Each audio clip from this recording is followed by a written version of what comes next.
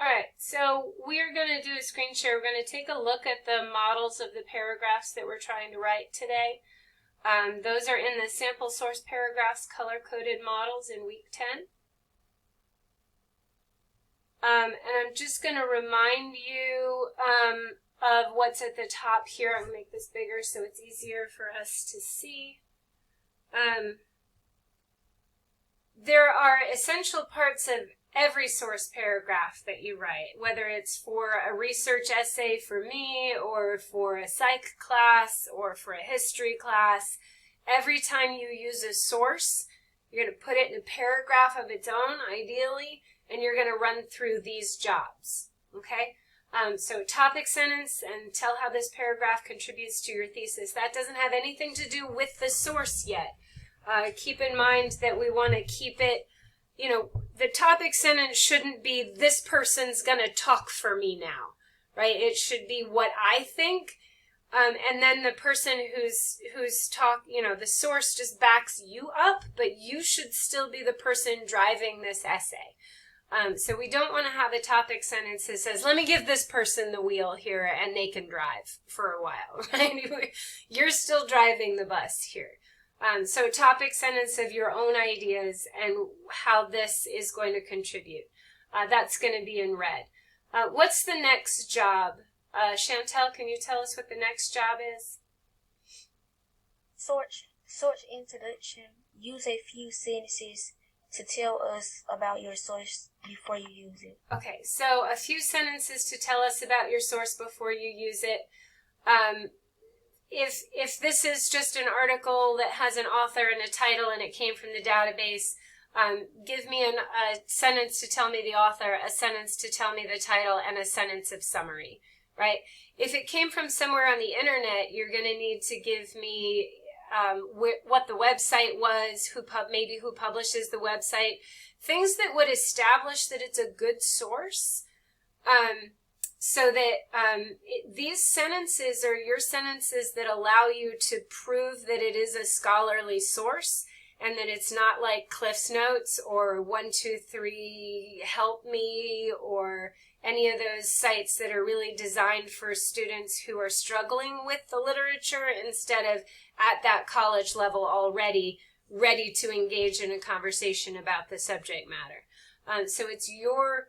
the source introduction is where you establish that your source is a good source. So you got to talk about it for a little bit. Make it sound good, right? What's the next job, the green job? Portia?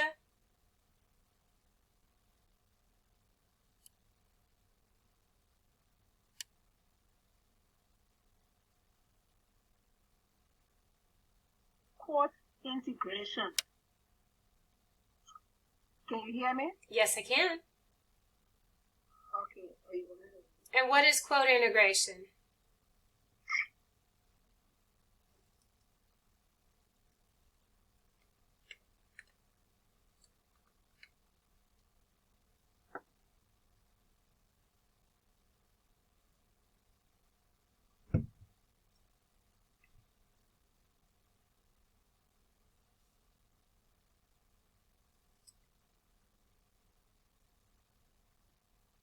All right, so quote integration is using a short phrase to make each quote part of a sentence. Like the author says, the article mentions, the website tells us that, comma, quote, okay? Alan, what's the next job after every sentence that contains a quote? Citation. Citation, absolutely, yes.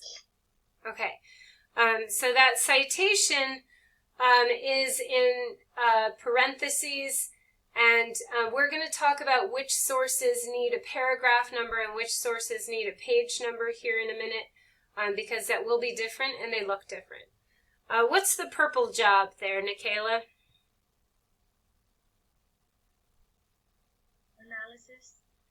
Analysis, and that means explaining why the quote is important to understanding the story that you're analyzing, right? So making those connections between the biography and the story, right? So let's see. Courtney, can you read us the topic sentence for the biography paragraph?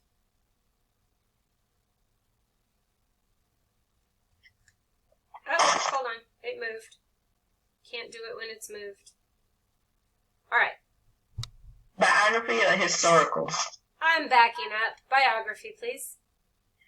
When reading The Pearl, it is important to understand the author, John Steinbeck, had a lifelong concern about the conditions that poor people live under. Great. So again, I'm making sure I'm connecting it to my thesis. I'm talking about why I'm telling you about John Steinbeck's life. And we want to know that this is something, that it connects to my thesis. It's all about the poor people and what their conditions were like. And now I'm letting you know that, his whole life was dedicated to this as an author, right? Napoleon, can you read the blue sentences here that tell us about the source that I'm about to quote?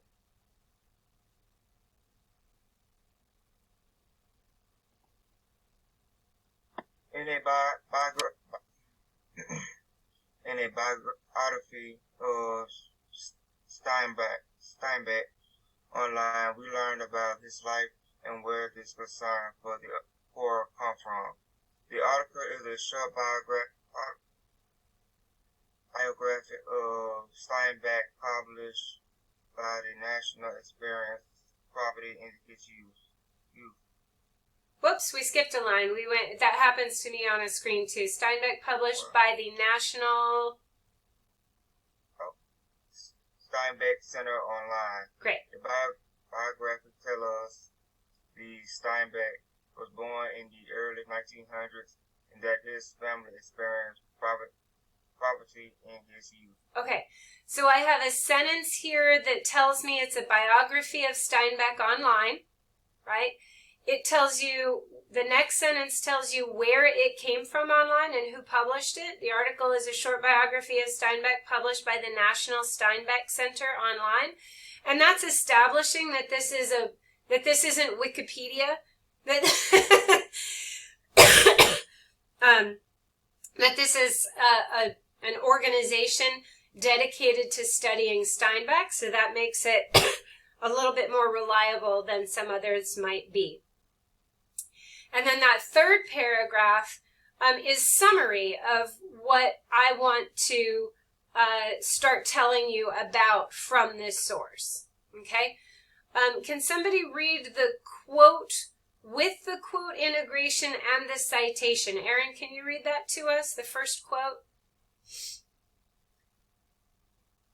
The article informs us that when he was 11, his father lost a job at Sperry Flour when the Steinbeck felt the deep shame of his father's loss and subsequent failures as a businessman.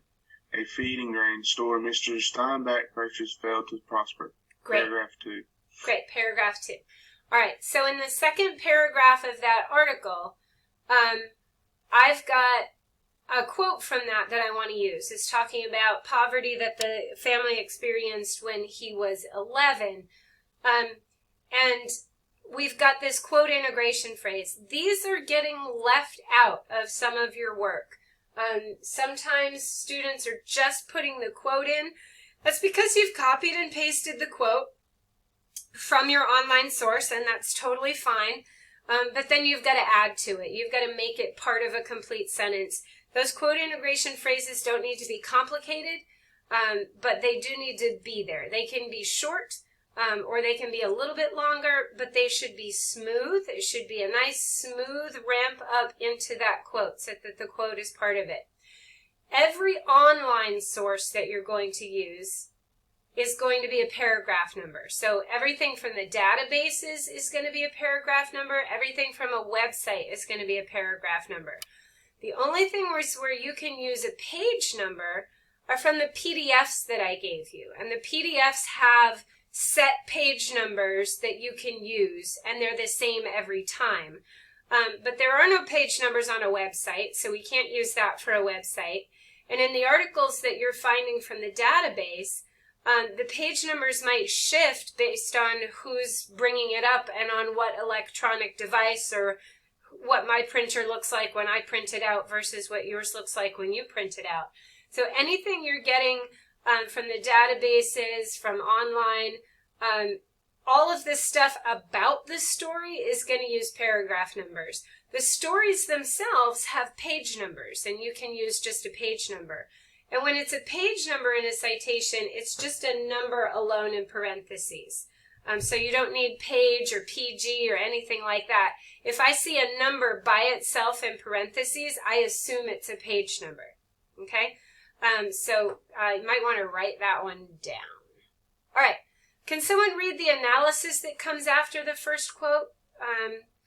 Let's see. Monisha, can you read that analysis that comes after the first quote? This lessons note that Steinbeck understood poverty on the inside. In fact, some of Steinbeck's most famous works were about poverty and working class people. Fantastic. So it's letting us know that why I chose that quote and what it has to do with what I'm writing about. Let's see. Bryce, can you read the next quote with the citation? The article says, in the late 1930s, Steinbeck wrote 3 books on labor issues in California: In Dubious Battle, 1936, Of Mice and Men, 1937, and The Grapes of Wrath, 1939, paragraph 18. Okay, so I'm letting the reader know that just like The Pearl, a lot of other books by Steinbeck also talked about labor issues in California or the poor in California. And then I follow that with analysis, following up with that. Devin, can you read that analysis that follows that quote?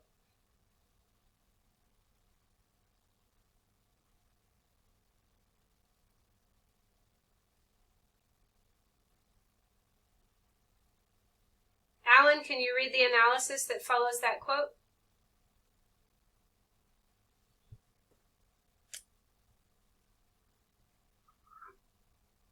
My computer twitched. Which quote are we talking about? The one about that ends with the grapes of wrath from paragraph 18, the analysis after that.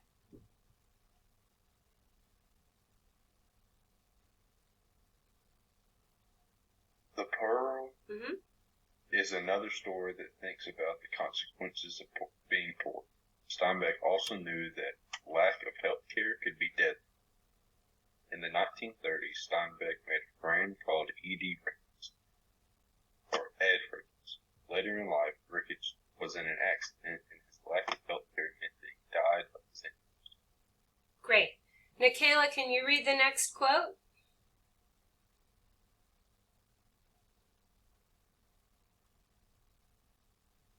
Steinbeck heard about this while living with Gwen in New York, paragraph 25. Great. Courtney, can you read the analysis and the next quote? They kind of go together.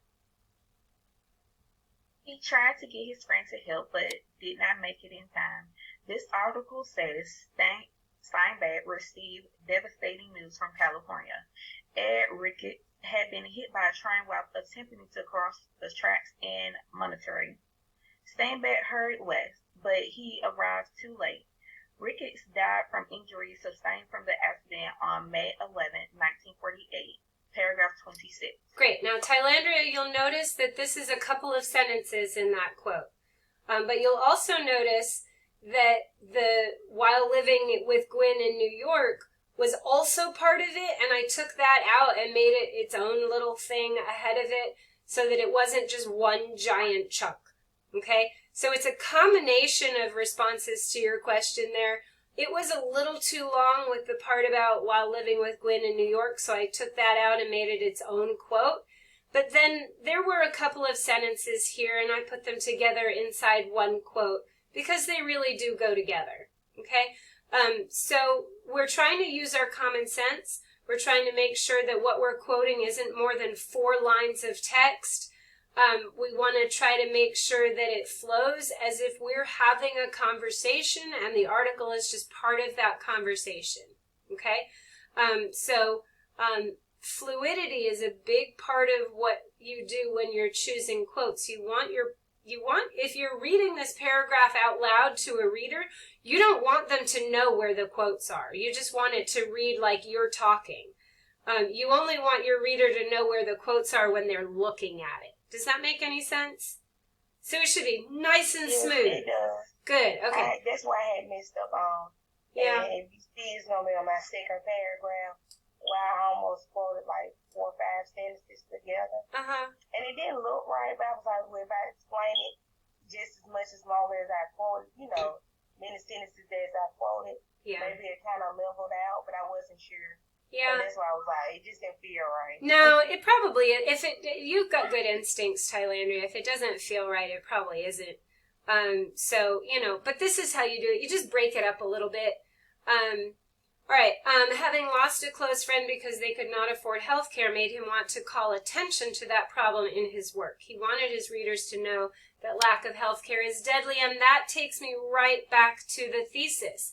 If you are remembering the thesis from the thesis paragraph and close reading model, right? They're connecting right up, okay? So we're going to do that again with the sample historical context paragraph. But notice when in the biography we chose quotes from the piece that had to do with the story. I didn't tell you where Steinbeck went to college. I didn't tell you awards that he won and stuff like. I didn't tell you about his Pulitzer. I didn't tell you about his Nobel Prize for Literature. I didn't tell you about books that don't have anything to do with what we're talking about.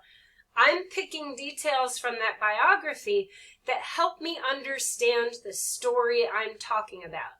So when you're reading the biographies and looking for the quotes to pull, I need you to make sure that you're really doing the reading in a way that's supposed to help you understand the story better, right? And choosing quotes that will help your reader understand the story better. The understanding the author here is supposed to help us understand your story, right? It's not just, now let me take a break and talk to you about Alice Walker's childhood. That's not it, right? We're trying to see why Alice Walker was motivated to write everyday use, right? And we're using her biography to help us understand this story better. All right. Sample historical context paragraph. Portia, can you read the topic sentence to us there? It's red.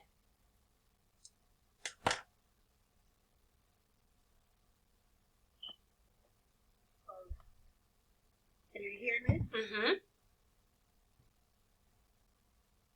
Steinbeck wanted to show that the characters in the play were struggling from the poverty made worse by the Great Depression. Great. Okay, so this topic sentence does a lot. It tells you that the Pearl was set in the Great Depression, and that he's trying to show us that the poverty of the Great Depression made things worse. So Amy Tan is talking about immigration from China in the late 1940s, early 1950s. And your topic sentence should say, okay, if you're going to understand the mother in Two Kinds, you have to understand what was going on in China and going on with immigration during this time, right? So that's the kind of topic sentence we're aiming for. If you're going to understand Alice Walker's everyday use, you have to understand the movements that Dee was part of, right? You have to understand the 1960s, 1970s cultural awakening for African Americans, right? You've got to understand that history, right? And that's where we were. We were in the moment where Cassius Clay is renaming himself Malcolm X, right? And you've got to tell us that we're inside that history. If you're talking about Ellison, you've got to let us know, hey, Ellison is writing about the Jim Crow era. Let's learn about the Jim Crow era and what life was like for the characters that Ellison is creating, right? So that's what those topic sentences are there for, is to make that connection between the text and the history. All right. Can somebody read the introduction to the source that follows that? Chantel, can you read that? They were native people and had been working as farm workers, but it became harder to find great jobs because of the thousands of people also looking for farm work. San Jose State University published an article called The Great Depression. In the article, we learn a lot about how bad economic conditions were for agriculture workers at this time. Agricultural, right. So if you are learning new words as you go and as you're reading, make sure you look them up. If you look them up online, you can also get that speaker icon and you can click on it and it can help you learn to pronounce them as well, okay? So again, kind of another sentence connecting the story to the history. Then I'm talking about where the article came from. San Jose University published an article called The Great Depression. Again, this is a sentence that tells me where the article comes from and establishes that it's not Wikipedia, it's not Britannica Online. This is something published by a university, right? So it's bragging about that source a little bit. That's what you want to do, right? This is a good source. It's a university level source. And it's an article called, and it has an actual article title there, so I put it there, okay? And then a little bit of summary of the article.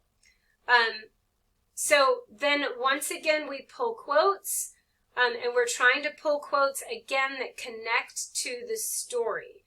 The article recalls that for farmers, and again, quote integration phrase every time. The article recalls that, it says that, the article tells us that.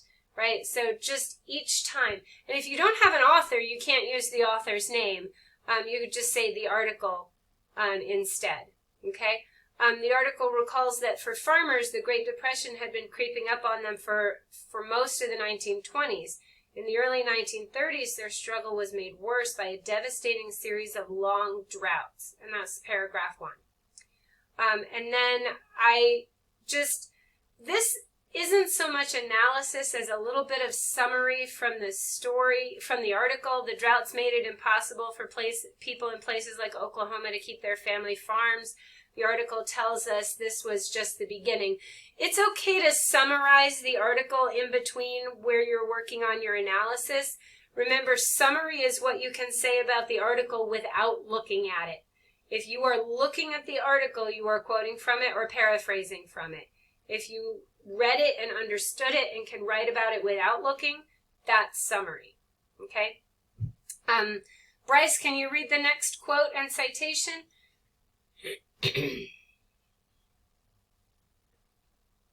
Where it says, it starts at "it says," right? Yes, sir, correct. It says that the severe drought conditions combined with farming techniques created the perfect storm conditions for the Dust Bowl. In 1931, great black blizzards began to occur. These blizzards were dust storms of immense proportions. Proportions, paragraph 8. Mm-hmm. Great. So we want to make sure that, again, if there's a word in your quote that you don't know, please look it up, learn it, make it your own. People fled the dust storms. They sold their farms and moved to California looking for farm work. So you can see that my analysis here sometimes is just filling in the gaps of what I'm trying to teach you for history. Okay? And you can do that as well. Aaron, can you read us the last quote and citation? The Dust Bowl drew more than 300,000 refugees into California during the 1930s. Although California farming required more labor and therefore more people, there simply were not enough jobs available for the number of people migrating into the state. Paragraph 12. All right, now I'm going to have somebody read the last little bit of analysis here because the last analysis in these paragraphs is extremely important. This is where you connect it back up, connect this history back up to the story that we're reading and make sure you understand why the history is important to understanding the story. Alan, can you read us the analysis at the end? This means that native people who had been doing the farm work for pushed out of their jobs by the new company. That meant they were even more than before. Steinbeck characters showed that this kind of poverty, when widespread, can make people hopeless.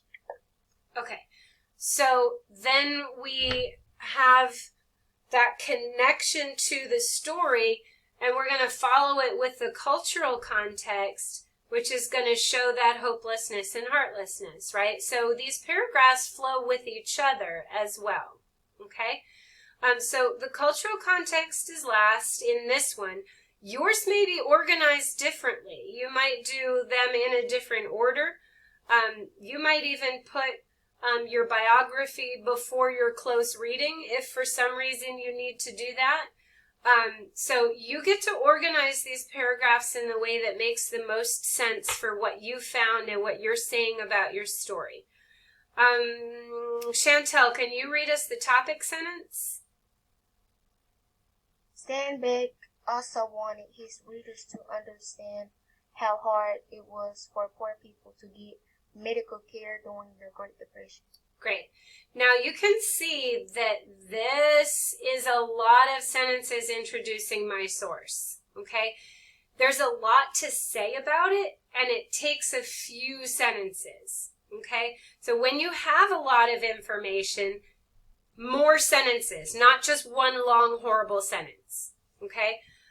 So I'm going to break this down. The first sentence says, we can learn more about this in an article called Medical Care During the Depression, a Preliminary Report upon a Survey of Wage-Earning Families in 7 Large Cities. I'm going to put a period there. This is going to be edited. Edit.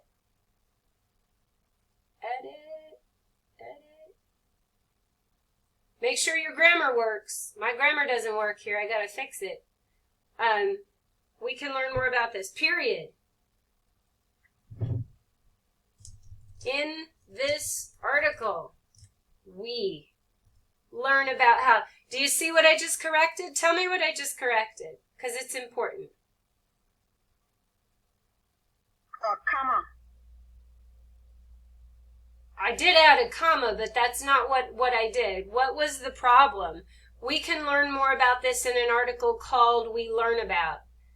What on earth was that? That was a run-on, right? Okay, so when you see a sentence that goes from here all the way to here, double check it. It might be a run-on. Mine was. Everybody's human. We make them, right? But look for them. I tried to put too much information in that sentence. Yeah? Okay. What? Oh, that was linked. Weird. All right. I gotta get these unlinked too. Hold on. Edit. Take out the links when you copy and paste things. That's what I'm about to do right now. Is that these things are still linked and they should not be.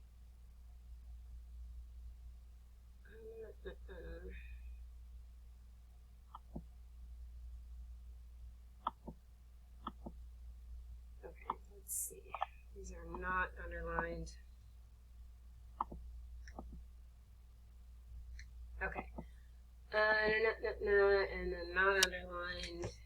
And they're still linked. I'm going to try to take out those links later. All right. In this article, we learn about how little access to medical care the people of Steinbeck's time had. This article is available through NIH online. Okay, that tells me where it came from. The article was written by these 3 people, and it was a very careful study of how many people were treated for free in this time period.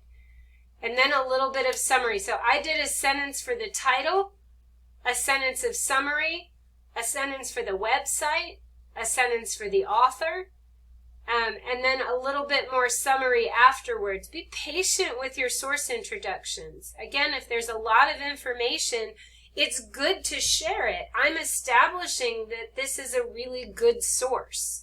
I'm telling you that it's from NIH, which is a good website. I'm telling you that it's got 3 authors that worked on it together. I'm telling you that it's, what the title is. So be patient with it, because the more sentences you give me there, the more I trust your source, okay? And the more you're showing off that you understand the source, and that's a big deal, okay? The article gives some amazing statistics from the time period that help us understand the situation the characters from the Pearl were in.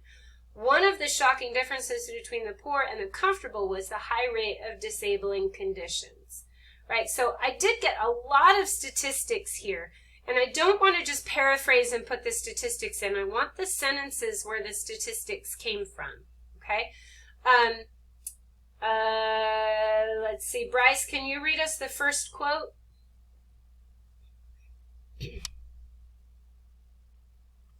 Yes, ma'am. I'm sorry. I'm on the phone with my dad. He had to call me about something. Where are we at? We're at the first quote.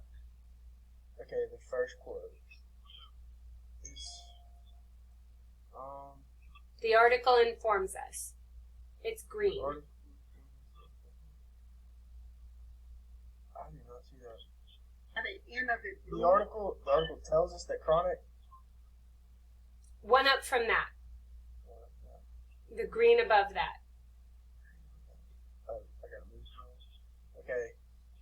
The article informs us that the poor group shows an illness rate 22% higher than the comfortable group, 152 as against 125 cases per 1,000 persons, paragraph 23. Very good.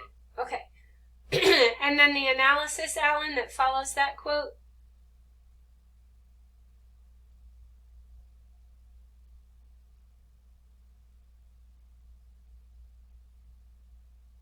We're on the second quote. We're on the analysis after the first quote. That means that people who were poor ended up with a 35% higher illness rate than other people. We also learned that communities that were already poor before the Depression were the hardest hit.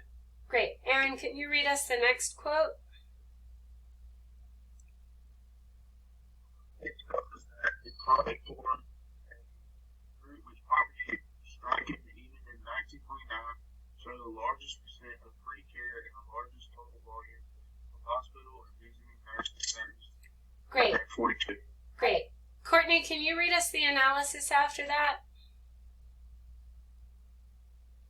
Oh, I'm on mute. Okay. Let's see. Starts with this means. This means Good. that communities like Kinos are less likely to be able to pay for adequate care than other poor people during the Great Depression. We also learned that the vast majority of poor people were unable to pay for medical care at all. All right. So again, we're making a connection to the story and the characters in this story. Michaela, can you read us the last quote in this paragraph?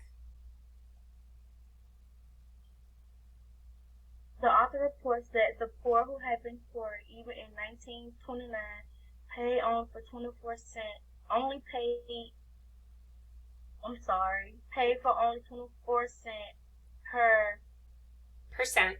Oh my God, I'm sorry. It's okay. 24% of the physicians called Physicians.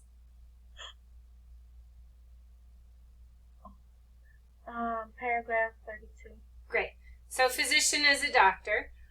So only 24% of the physician's calls were paid, right? So the analysis there, Napoleon, can you finish with the analysis in that paragraph? This tells us why the Dr. Kino was so cynical about the patient's ability to pay. The doctor knew Kino could not pay and simply dismissed him. And as a result, the baby's scorpion stings went untreated. Great. So again, making that connection with the story. I've got this cultural context about access to medical care, and now I've got to connect it back up to what's happening in this story, which is that the kid was stung. They tried to get him to a doctor. The doctor told him to go away and wouldn't treat him because he knew he couldn't pay, right? So these are the three I'm going to make it smaller so we can look at them together. This is what you're aiming for. They are long paragraphs, right? Because they've got a lot to get through. And they've got connections to make, right? So 1 paragraph per source. The sources are coming from where? What sources are you allowed to use? Mm-hmm. And where is the approved source list? They're in week 9. They're in week 9, right? Right up there in the approved source list sample paragraphs. So make sure that you are using these approved source lists. And again, there are a couple of things that are genuinely required here. In the Ellison, you really need to be using the Ferris University one about the Battle Royale for cultural context. It's kind of like, that's the one. And if you didn't find it on your own, I'm providing it to you because that's the best source for cultural context that's available to us as scholars. Yes? Okay, so make sure if you're using Ellison for cultural context, you're using that one about the Battle Royale. And then you can choose your other ones. All right. Are there questions about this? Things that you are not sure about how to make them happen?